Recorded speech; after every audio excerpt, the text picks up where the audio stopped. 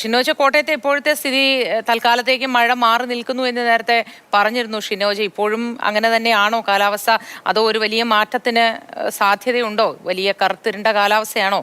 മോത്തി, മഴ മാറി നിൽക്കുന്നു എന്ന് പറയുമ്പോഴും മൂടിക്കെട്ടി അന്തരീക്ഷമാണ്. ഇടവിട്ട് ചാറ്റൽ മഴ പെയ്യുന്നുണ്ട്. ഞാനിപ്പോൾ നിൽക്കുന്നത് നേരത്തെ സൂചിപ്പിച്ചതുപോലെ തന്നെ വാകത്താനം പഞ്ചായത്തിലെ തൊട്ടയ്ക്കാട് ഭാഗത്താണ്. ഇവിടെ ഇന്നലെ ഒരു കുടുംബത്തെ പൂർണ്ണമായും രാത്രിയോടുകൂടി മാറ്റി പാർപ്പിച്ചിട്ടുണ്ടായിരുന്നു. പോലീസും അതുപോലെ നാട്ടുകാരും ഒക്കെ ചേർന്നാണ് ആ കുടുംബത്തെ വെള്ളം കയറിയ സമയത്ത്, അർദ്ധരാത്രി വെള്ളം കയറിയ സമയത്ത് അവരെ മാറ്റി പാർപ്പിച്ചത്. ആ വെള്ളം കയറിയ സമയത്ത് രക്ഷാപ്രവർത്തനത്തിനുണ്ടായിരുന്ന ചേട്ടൻ കൂടി നമുക്കൊപ്പം ചേരുകയായിരുന്നു. ചേട്ടാ, നല്ല വെള്ളം കയറിയല്ലേ? നല്ലപോലെ വെള്ളം കയറി. ഞാൻ ഒരു 12-1 മണിയായിട്ടുണ്ട്. വീട്ടോട്ട് വിളിച്ച് പറഞ്ഞു ഇന്നോടെ വെള്ളം കയറി, ഞങ്ങൾക്ക് ഒരു നിവൃത്തിയില്ലെന്ന് പറഞ്ഞു. ഉടനെ ഞാനും ഭാര്യയും കൂടെ വന്ന് അവിടെ വീട്ടിൽ അങ്ങോട്ട് അടുക്കാൻ പറ്റുന്നില്ല. പിന്നെ ഫയർഫോഴ്സിലും പോലീസുകാരെയും വിളിച്ച് വില്ലേജ് ഓഫീസറെ വിളിച്ചു. വില്ലേജ് ഓഫീസറും ഫയർഫോഴ്സും പഞ്ചായത്ത് പ്രസിഡൻറ്റും കൂടെ എല്ലാവരും കൂടെ ഇവിടെ വന്നിട്ട് ക്യൂബയുടെ ആ ബോട്ടെ വഹിച്ചുകൊണ്ട് അവിടെ ചെന്നിട്ട് അങ്ങോട്ട് പോകാൻ ബുദ്ധിമുട്ടായിരുന്നു. എന്നെയൊന്നും കാണാൻ മേലാതെ വെള്ളമായിരുന്നു. എനിക്ക് 5.5 അടി പൊക്കമുണ്ട് എനിക്ക്. അത് എന്നെയൊന്നും കാണാതെ ഈ ചങ്ങിൻ്റെ ഇത്രയും വരെ വെള്ളമായിരുന്നു. അവർക്ക് പൊക്കമുള്ളവരാണ്. പിന്നെ ഞാൻ ഫ്രണ്ടാ വഴി കാണിച്ചു കൊടുത്ത് അങ്ങ് പോയി. അവിടെ ചെന്ന് അവരെ ബുദ്ധിമുട്ടുള്ളവരാണ്. അവർക്ക് ഒരാൾക്ക് മേലാത്ത. പിന്നെ അവരുടെ 2 പിള്ളേരുമുണ്ട്, കൊച്ചു പിള്ളേരാണ്. ഒരു 2-ലും 3-ലും പഠിക്കുന്ന പിള്ളേരാണ്. അവരെയും കയറ്റി ഇവിടെ കൊണ്ടുവന്നപ്പോൾ 5:30 ആയി. അപ്പോൾ 5:30 ഞാൻ വീട്ടിൽ പോയി കുളിയും കഴിഞ്ഞ് ഇപ്പോൾ വരുന്നേ ഉള്ളൂ. സ്കൂളിൽ നമ്മുടെ തൃക്കോൺ സ്കൂളിലോട്ട് മാറ്റിയിരിക്കുക അവരെ. പിന്നെ പ്രസിഡൻറ്റും ഒക്കെ അന്നേരം ഇടപെട്ടു കേട്ടോ. പ്രസിഡൻറ്റും വില്ലേജ് ഓഫീസറും അവരാണ് അതിനകത്ത് ഏറ്റവും. രാത്രി 12-1 മണിയായപ്പോൾ എന്നെ വിളിക്കുന്നത്. പിന്നെ അവർക്ക് വഴി അറിയാൻ മേലായിരുന്നു വന്ന ക്യൂബാക്കാർക്ക്. പിന്നെ അവർ തപ്പിപ്പിടിച്ച് അവരും വന്ന് അവരെയൊക്കെ നല്ലപോലെ മെനക്കെട്ട് അങ്ങോട്ട് കയറിപ്പോകാൻ ബുദ്ധിമുട്ടാണ്. ഇപ്പോൾ ചെന്നാലും കാണാം. ഇപ്പോൾ ഇത്രയും വെള്ളം വരും, ഒരേറ്റം വെള്ളത്തോളം ഉണ്ട്. അങ്ങനെ അവരും കൂടെ കൂടി സഹകരിച്ച് കൊണ്ടുപോയി. നാട്ടുകാരും ഉണ്ടായിരുന്നു. വെള്ളം കയറുന്ന സ്ഥലമാണോ?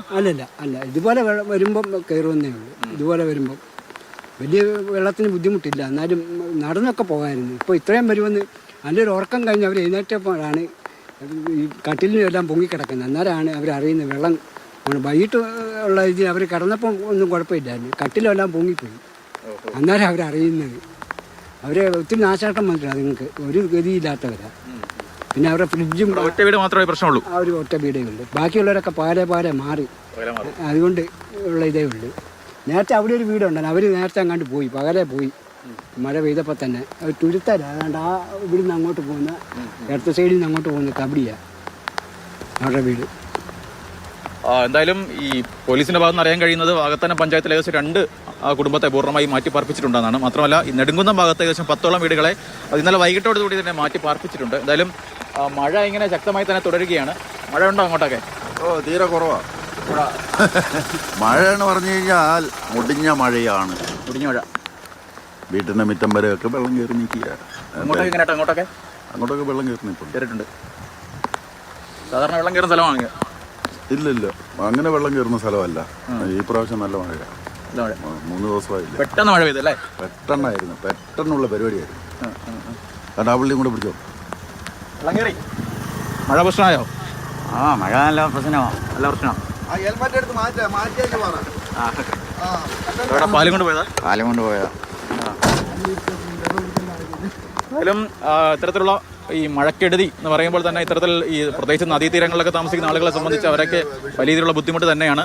ഇന്നലെ രാത്രി 12:30-ക്കൊക്കെയാണ് അവരെയൊക്കെ ഇപ്പോൾ ഈ മാറ്റി പാർപ്പിച്ചിട്ടുള്ളത്. എന്തായാലും മഴ ഇപ്പോഴും കോട്ടയത്ത് ഒറ്റപ്പെട്ട ഇടങ്ങളിൽ ഇടവിട്ട് ഇത്തരത്തിൽ ശക്തമായി തന്നെ പെയ്യുന്നുണ്ട്. ഞാനിപ്പോൾ നിൽക്കുന്ന ഭാഗത്ത് ചെറിയ രീതിയിലുള്ള ചാറ്റൽ മഴയാണ് പെയ്യുന്നത്. മോത്തി. ശരി ഷിനോജ്.